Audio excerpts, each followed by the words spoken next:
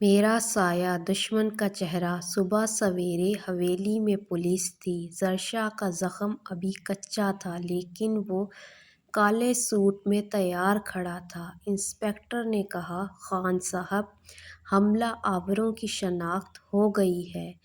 یہ آپ کے چچا زاد بھائی ریحان کے آدمی تھے۔ زرشا کا جبڑا پیچ گیا۔ ریحان؟ ماہنور نے پہلی بار وہ نام سنا۔ زرشا ماہنور کے پاس آیا۔ 10 سال پہلے ریحان نے میرے باپ کو قتل کیا تھا جائیداد کے لیے۔ آج وہ تمہیں مروا کر مجھے توڑنا چاہتا ہے۔ ماہنور کا دل بیٹھ گیا۔ تو یہ سب میری وجہ سے؟ زرشا نے فوراً اس کا چہرہ ہاتھوں میں لیا۔ نہیں، یہ سب میری وجہ سے ہے، اور اب میں اپنی وجہ کو خود بچاؤں گا۔ شام کو ریحان کا فون آیا۔ اسپیکر پر آواز گونجی، زرشا، وہ لڑکی مجھے دے دو ورنہ کل تک تمہاری حویلی کا نام و نشان مٹا دوں گا۔ زرشا نے فون بند کیا، پھر ماہنور کی طرف دیکھا۔ اس کی آنکھوں میں جنون تھا۔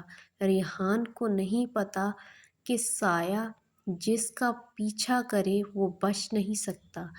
رات کو زرشا نے اپنا پرانا کوٹ نکالا۔ اندر بندوق اور ایک پرانی تصویر۔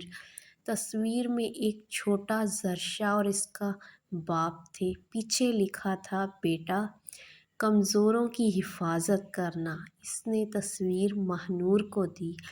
آج سے تم میری کمزوری نہیں، میری طاقت ہو۔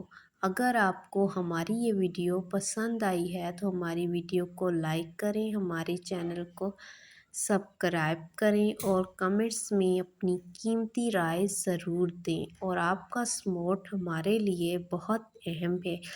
شکریہ۔ اور اس کی میرا سایہ کی اگلی قسط دیکھنے کے لیے ہمارے چینل کو ضرور سبسکرائب کریں۔